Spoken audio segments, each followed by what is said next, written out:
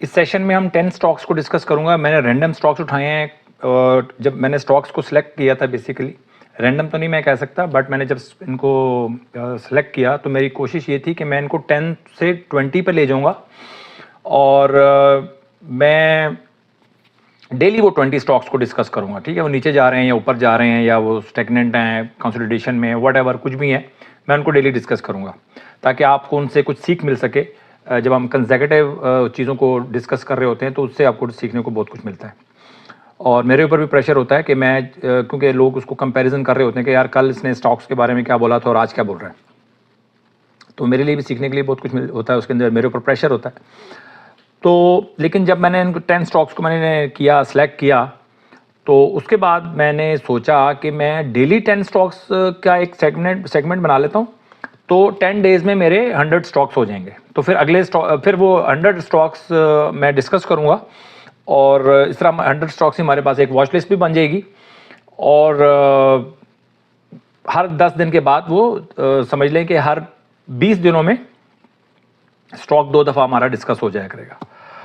तो ये मुझे थोड़ा सा मशवरा भी चाहिए कि कमेंट सेक्शन में आप मुझे बताएं कि 20 स्टॉक्स को हम डेली हम डिस्कस करें, वो ज़्यादा बेहतर रहेगा, या डेली 10 स्टॉक्स को मैं डिस्कस करूं, डिफरेंट स्टॉक्स को, और 10 डेज़ में, 10 वर्किंग डेज़ में, या मैं तो 7 डेज़ मेरी वीडियोस आती हैं, तो हम 7 डेज़ में 70 स्टॉक्स हो जाएंगे। ठीक है, और 100 स्टॉक्स को हम कर लिया करेंगे और वो हर जो भी आप, जैसे आज मैं पीएसओ को डिस्कस करूंगा तो अगले 7-8वें दिन आपको दोबारा पीएसओ, 8वें दिन तो नहीं, तकरीबन 10वें दिन, 11वें दिन आपको पीएसओ दोबारा डिस्कस करने के लिए हमें मिल जाएगा। तो ये दोनों मेरे जहन में कुछ चीज़ें चल रही थी, इस तरह प्लान चल रहा था। तो आप मुझे इसमें कमेंट सेक्शन में बताएं कि क्या चीज़ ज़्यादा, कौन सा सेगमेंट आपको ज़्यादा पसंद आता है। ठीक है, या तो आप 20 स्टॉक्स हम कर लेते हैं फिक्स, हम उनको डिस्कस कर लिया करेंगे डेली, या फिर हम 10 स्टॉक्स डेली में एक सेगमेंट फ़िलहाल कर सकता हूँ। तो जो भी आपको समझ में आता है तो आप मुझे कमेंट सेक्शन में आप मुझे डेफिनेटली बताइएगा। तो सबसे पहले हम पीएसओ को हम डिस्कस करेंगे और मैं आउट स्टेशन हूँ, आपको पता है, तो थोड़ा सा कंटेंट आपको कम मिलेगा शायद इस वीकेंड के ऊपर। तो बहरहाल पीएसओ, अच्छा मैं नॉर्थ वाली साइड पे हूँ, तो आप मुझे बताएं कि आप किस सिटी से हैं, ताकि मुझे पता चले कि जो मेरी ऑडियंस है वो किस सिटी से ज़्यादा बिलोंग करती है, तो उससे भी ज़रा मुझे अंदाज़ा हो जाएगा कि हमारे इन्वेस्टर्स ज़्यादा किस सिटी में पाए जाते हैं। अच्छा जी, सबसे पहले पीएसओ देखें, जब से वो निकला है हमारी इसमें ये निकला था तकरीबन 4 अक्टूबर 2024, 4 अक्टूबर को ये जो निकला और आज 22 नवंबर हो गई है और मार्केट अभी क्लोज़ नहीं हुई, मार्केट को क्लोज़ होने में आधा घंटा है ये जब मैं वीडियो बना रहा हूँ। तो 4 अक्टूबर के बाद ये हाथ में नहीं आया, और अगर इस जैसा स्टॉक जो आपके हाथ में ना आ रहा हो, जैसे फ़र्ज़ कर लें इसने क्या किया, यहाँ पर ये नीचे आने की कोशिश कर रहा था, जहाँ पे मेरा कर्सर है इसको देखें, हम चीज़ों को हम देखें, हम प्रैक्टिस कर रहे हैं। और 3 का तड़का टीकेटी की जो स्ट्रेटजी, अगर आपने नहीं सीखी हुई, आप नए सब्सक्राइबर हैं, तो मेरी वॉच उसमें जाएं, प्लेलिस्ट में जाएं, वहाँ पर टीकेटी की पूरी मैंने स्ट्रेटजी को रिवील किया हुआ है, वो आप देखें, उसके बाद मेरी वीडियोस आपको समझ में आएंगी। कुछ लोग आते हैं कि यार समझ में नहीं आ रही, तो समझ इसी वजह से नहीं आ रही कि आपको बेसिक्स नहीं पता। तो बेसिक्स या टीकेटी की जो स्ट्रेटजी है वो आपको दोनों आने, अगर आप बेसिक्स आपको पता है या आप थोड़े से एडवांस लेवल के ऊपर भी हैं, तो आपको टीकेटी की स्ट्रेटजी के बारे में पता होना चाहिए। तो टीकेटी की स्ट्रेटजी को आप एक दफ़ा सीख लें, प्लेलिस्ट में जाएं, वहाँ पर मैंने जो मेरी एपिसोड 4 है उसको आप देख लें, एपिसोड 2, 3, 4 देख लें, चारों देख लेंगे तो मसला नहीं है, बट वो आप देखें, उसके बाद मेरी वीडियोज़ आपको लगता है कि कुछ समझ में आएंगी, और अगर मैं कहीं गलत होऊंगा तो आप मुझे करेक्ट भी कर सकते हैं। अच्छा ये देखें, ये एक लेवल था, जब वो ऊपर निकला उसके बाद वो नीचे आना शुरू हुआ और 2-4 कैंडल्स उसने नीचे बनाई, उसके बाद फिर दोबारा उसने एक अच्छी कैंडल बनाई, यहाँ पर भी एक अच्छी कैंडल बनाई और दोबारा वो ऊपर चला गया। देखें यहाँ पर जब वो 2 कैंडल्स नीचे बनाई तो 65.96 उसकी RSI थी, और उसके बाद RSI होगी 71.81, यहाँ से ऊपर चला गया दोबारा। तो अब आपको दोबारा ये सोच लेना चाहिए कि यार अब ये हाथ नहीं आ रहा, तो आपको आवरली चार्ट में जाकर इसको पकड़ने की कोशिश करनी है, और आवरली चार्ट में जब आप उसको पकड़ेंगे तो फिर आप उसको डेली चार्ट में शिफ्ट कर सकते हैं आप, यानी कि उसको अच्छी प्राइस में अगर आपको पकड़ लिया आपने और उसमें 10% आपको प्रॉफिट हो जाता है आवरली चार्ट के ऊपर, तो फिर उसको आप समझ लें कि आपने उसको डेली चार्ट पे ही बाय किया है। फिर उसको चलने दें डेली चार्ट के हिसाब से, उसका जो स्टॉप लॉस है आप उस ट्रेलिंग स्टॉप लॉस उसको इस तरह चलने दें। तो आवरली चार्ट पे जाकर आप स्टॉक को हंट कर सकते हैं, उसको पकड़ सकते हैं अगर वो डेली चार्ट पे काबू नहीं आ रहा। तो कोशिश तो करें कि डेली चार्ट पे उसको टाइमली काबू कर लें और उसको फिर ट्रेल करें। अगर ट्रेल नहीं करेंगे तो इतना लंबा जर्नी जो उसने तय किया है उसमें तो आप होंगे नहीं, 7-15-20% लेके निकल जाएंगे। तो देखें यहाँ पे आप इंटर हुए, फर्ज कर लें आप इंटर हुए थे 178 में, तो 178 तो आप समझ लें कि आप तो इस कैंडल पे निकल गए, तो 200 पे निकल गए आप, पीछे क्या बचेगा आपके, ठीक है ना। 200 सवा 200 पे आप निकल जाएंगे। तो आज का रेट है 275 हाई लगा, तो 205-10 पे अगर निकल जाते हैं तो आप पूरा जो मूव है उसको एंजॉय नहीं कर सकेंगे। तो ट्रेलिंग स्टॉप लॉस रखना वो बहुत ज़रूरी है। और अगर आपका ट्रेलिंग स्टॉप लॉस से वो स्टॉक निकल जाता है, यानी कि वो स्टॉप लॉस आपका हिट हो जाता है, फिर दोबारा आप उसको पकड़ सकते हैं। अगर उसका मूवमेंट ऊपर की तरफ है तो फिर आवरली चार्ट पे दोबारा आप उसको जाके बाय कर सकते हैं।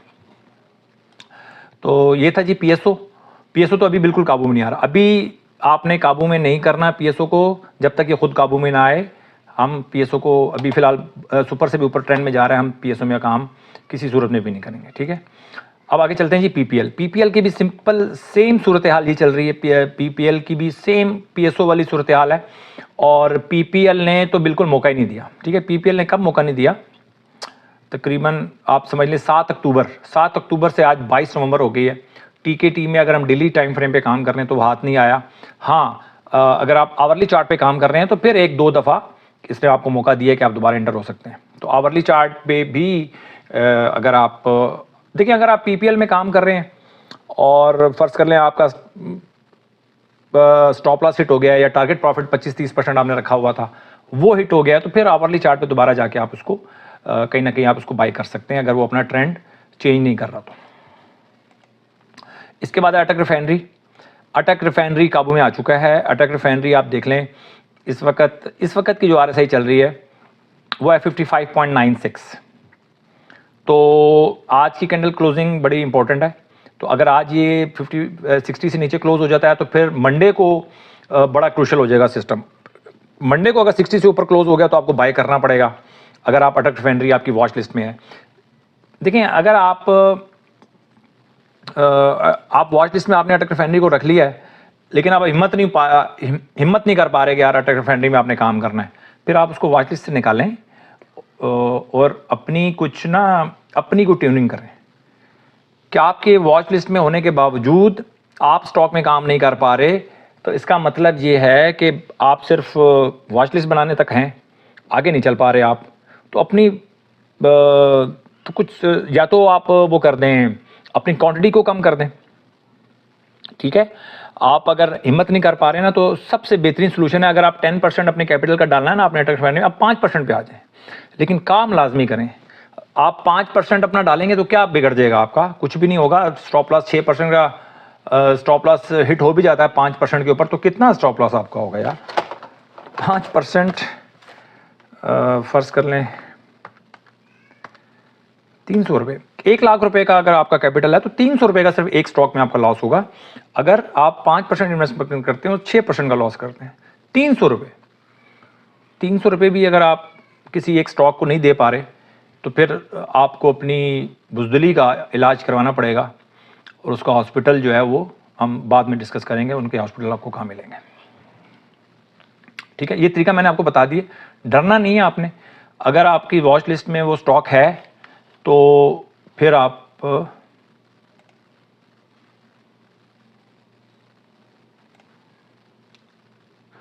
आपने किसी भी सूरत में आपने एंट्री तो देनी है, ठीक है। आप अपनी क्वांटिटी कम कर दें, ठीक होगी।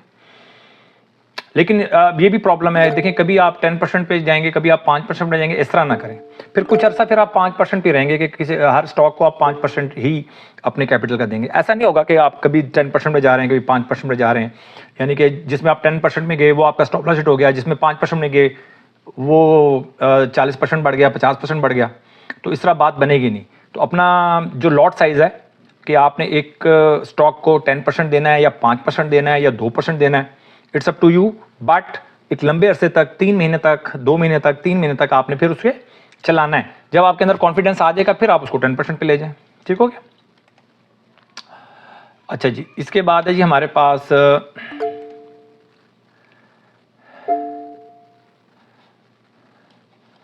ओके, इसके बाद है हमारे पास OGDC। OGDC भी सेम स्टॉक है और साथ साथ मैं ज्ञान की चीज़ें डिस्कस करता चला जा रहा हूँ ताकि आप लोगों का माइंड जो है दोबारा, क्योंकि बहुत अरसे से मैंने बहुत लंबी लंबी बातें आपके साथ नहीं की, तो वो एक गैप आया हुआ है। तो जो मेरे नए सब्सक्राइबर्स हैं उनको भी साथ साथ ट्यून करना है हमने अपनी ट्रेडिंग स्ट्रेटजी के हवाले से। तो उसके बाद है जी OGDC सेम सिचुएशन है। आवरली चार्ट पे इसने बहुत मौके दिए हैं बट डेली चार्ट के ऊपर इसने मौका नहीं दिया। तो इसके ऐसे स्टॉक को भी हम आवरली चार्ट पे जाके काबू कर सकते हैं। बट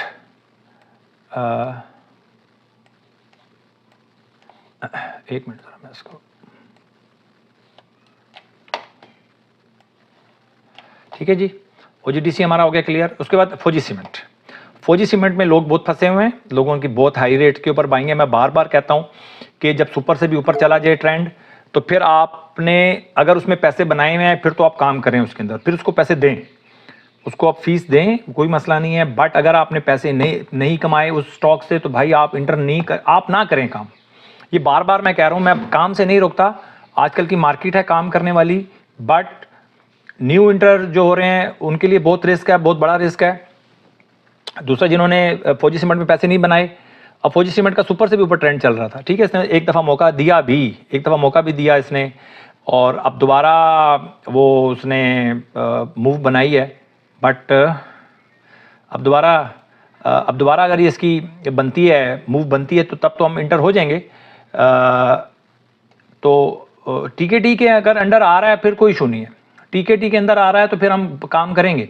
लेकिन इस लेवल के ऊपर मैं आपको लेवल बना देता हूं,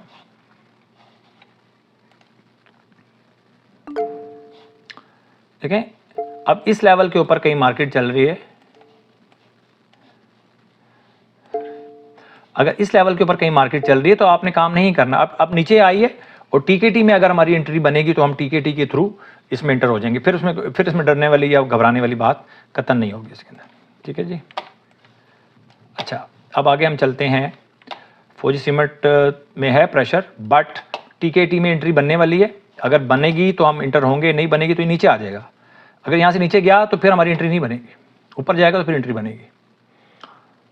और वही बात, वही फौजी सीमेंट के भी वाले से वही है कि अगर आप डर रहे हैं किसी भी वाले, डरना नहीं, अगर आपकी वॉच लिस्ट में मौजूद है शेयर, स्टॉक मौजूद है, तो आपने इसमें काम करना ही करना है। अच्छा जी, अब आगे जी हब पावर। हब पावर में लोग फंसे हुए हैं, पुराने इन्वेस्टर्स हैं, मेरी मतलब हमदर्दी उनके साथ है। बट जो लोग नए इंटर होते हैं तो मैं उनके साथ सख्ती से बात करता हूँ कि भाई आप जब वो TKT में नहीं आ रहा स्टॉक, देखें TKT में कब से आउट है भाई, TKT में तो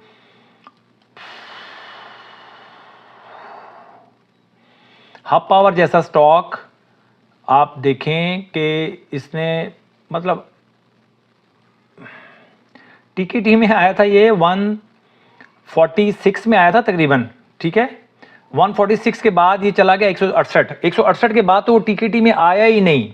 यहाँ से इसने देखें, ये इसने एक दफ़ा आया, एक दफ़ा वापस गया, 165.50 में इसने एक एंट्री दी थी, अगर मैं उसको देखूं सही तरीके से तो 165.50 में बिल्कुल इसने एक एंट्री दी थी, बल्कि नहीं दी, 165 वाली तो एंट्री बनी नहीं थी हमारी, अगले दिन हाई क्रॉस ही नहीं हुआ था, वो भी एंट्री नहीं बनी थी हमारी। 165 से बाद तो इसने TKT ने इंटर ही नहीं करवाया आप पावर ने। देखिए TKT को आप समझें, जब इस तरह की सिचुएशन होगी ना मार्केट के अंदर, आपको वो इंटर ही नहीं होने देगी, कितने बड़े बड़े लॉसेस से आप बचेंगे। वैसे तो 6% से आप निकल जाते हैं किसी भी स्टॉक में, बट जो बार बार लोग कहते हैं ना यार कितना नीचे आ गया और कितना नीचे आएगा, उससे आप बच जाएंगे।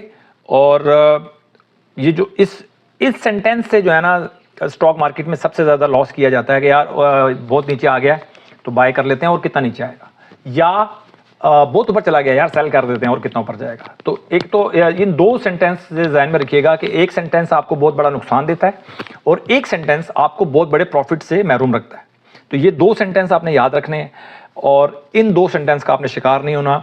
अगर कोई ये बंदा बोलता है तो आपने उसको शटअप कॉल देनी है कि यार अल्लाह का वास्ता यार ये मेरे सामने इस तरह की बातें ना करो, आप डिट्रैक हो जाते हैं। या आपके माइंड में कोई अगर इस तरह की चीज़ आ रही है तो अपने माइंड को भी आपने मैसेज देना है कि भाई ये तेरे जहन में ये चीज़ें आई कहाँ से, ठीक है। तो उस सोर्स को भी बंद करना है कि जो ये चीज़ें आपको बताता है, सिखाता है कि यार बहुत नीचे आ गया है और कितना नीचे आएगा, या बहुत ऊपर चला गया और कितना ऊपर जाएगा सेल कर देते हैं। इन चीज़ों से निकलना है आपने, ठीक हो गया। इसके बाद है जी एमसीबी में अगर आज अलर्ट कैंडल हो जाती है, आज हमारी अलर्ट कैंडल बनेगी जी इसकी, अगर यहाँ पे क्लोज हो जाता है 25 मिनट है मार्केट को क्लोज होने में, अगर इसी रेट के ऊपर क्लोज हो जाता है तो आज इसकी अलर्ट कैंडल बन सकती है। और अगर आप एमसीबी में आपकी वॉच लिस्ट में है तो फिर एमसीबी आपको आज के हाई के ऊपर मंडे को बाय करना होगा, ठीक हो गया जी। अब है जी एंग्रो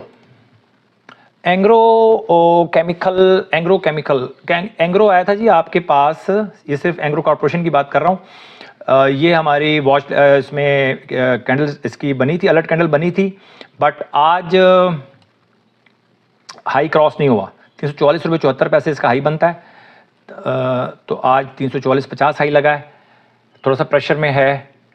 तो अभी फ़िलहाल जो कल की जो अलर्ट कैंडल बनी थी उसके ऊपर आज ट्रिगर नहीं हुई प्राइस हमारी, तो हम इसको हम ज़िंदा रखेंगे मंडे तक, हम इसको ज़िंदा रखेंगे जब तक हमारी RSI अगर 50-60 से नीचे चली जाती है तब हम इस कैंडल को डेड करेंगे, अदरवाइज़ ये ज़िंदा रहेगी। यानी कि जब भी इससे हाई 60 से ऊपर RSI रहता है तो हम इस कैंडल के ऊपर हम इसके हाई के ऊपर बाय कर लेंगे। अगर तो 60 से नीचे चली जाती है और कैंडल वो क्लोज हो जाती है फिर हम इस कैंडल को डेड कर देंगे और अगली कैंडल के ऊपर अगर फिर अलर्ट कैंडल बनती है तो फिर हम उसके ऊपर काम करेंगे, ठीक है। ये इस तरह मेरी सोच है, इस तरह हम काम करना चाहिए। CPHL, और मैं जो बातें करता हूँ ना ये टेक्निकल एनालिसिस, इस तरह की जो मेरी स्ट्रेटजी है कहीं भी किसी किताब में आपको नहीं मिलेगी। तो ये दिन ब दिन मैं इसके ऊपर काम करता रहता हूँ और इसको थोड़ा सा प्योरीफाई करता रहता हूँ, मेच्योर करता रहता हूँ। तो आप सोचें, आप बहुत अच्छा सोच सकते हैं, बहुत बेहतर सोच सकते हैं, आपको जो अच्छा लगता हो आप उस हिसाब से इसके अंदर चेंजिंग कुछ भी है वो कर सकते हैं, कोई इतना बड़ा इशू नहीं। लेकिन बैक टेस्टिंग आपको करनी पड़ेगी, बहुत हैवी किस्म की बैक टेस्टिंग करनी पड़ेगी आपको। अब बात करते हैं CPHL की। CPHL भी नीचे आ चुका है, काबू में आ गया है, 53.72 इसकी RSI क्लोज हो गई है। अगर 1-2 दिनों बाद इसकी अगर अलर्ट कैंडल बनती है तो आप बाय करेंगे, अदरवाइज नीचे जा रहा होगा तो हम जाने देंगे, कोई इशू नहीं है इतना बड़ा। उसके बाद है ई फर्टिलाइज़र की भी अलर्ट कैंडल बनी थी लास्ट डे, बट हमारी बाइंग ट्रिगर नहीं हुई, क्यों कि उसका हाई 213.99 हाई लगा है और आज हमारा 213 हाई लगा है।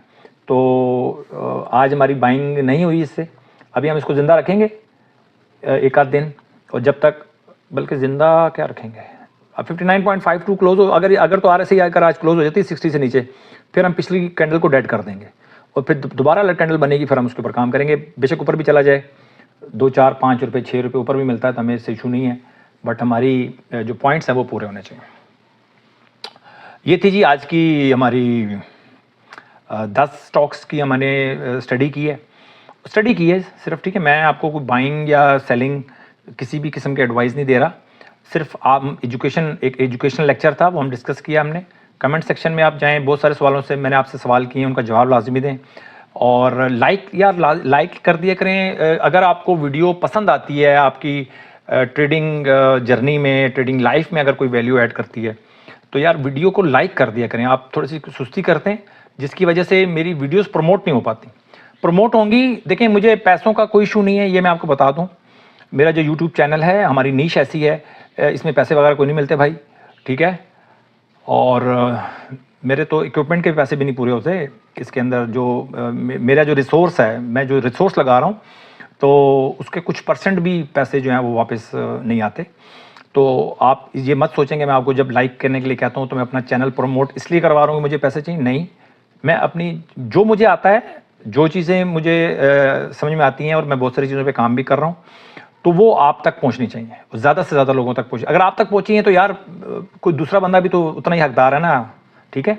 यूट्यूब की मेहरबानी है कि उसने आप तक ये चीज़ पहुँचाई। अब आप लाइक करेंगे तो यूट्यूब की हेल्प करेंगे कि और लोगों तक भी मेरी ये वीडियो पहुँचे। अपना बहुत ख्याल रखें, अपनी इन्वेस्टमेंट का ख्याल रखें भाई। मार्केट बहुत हाई लेवल के ऊपर है, बहुत सारे स्टॉक्स हैं। आज हैस्कोल को भी मैं डिस्कस करूंगा। हैस्कोल जैसी बहुत सारी मिसालें हैं, हैस्कोल, सुई साउथ, सुई नॉर्थ, इस तरह बहुत सारी स्टॉक्स हैं जो कि हाई लेवल के ऊपर लोगों ने बाय किया, उसके बाद वो नीचे आ गए। अब वो उनको तड़पाएं या जो उनके साथ जो जलील करेंगे लोगों को, वो एक अलग इशू होगा, क्योंकि लोग समझते नहीं है, हाई लेवल के ऊपर जाके पकड़ लेते हैं और पूरा जो मूव होती है, मूव आपसे मिस हो जाती है। फिर ऊपर जाके आप डेस्परेट होके आप ऊपर जाके पकड़ लेते हैं और उसके बाद फिर तो ख्वार होते हैं। अपना बहुत ख्याल रखें, अपनी इन्वेस्टमेंट का ख्याल रखें। Thank you very much.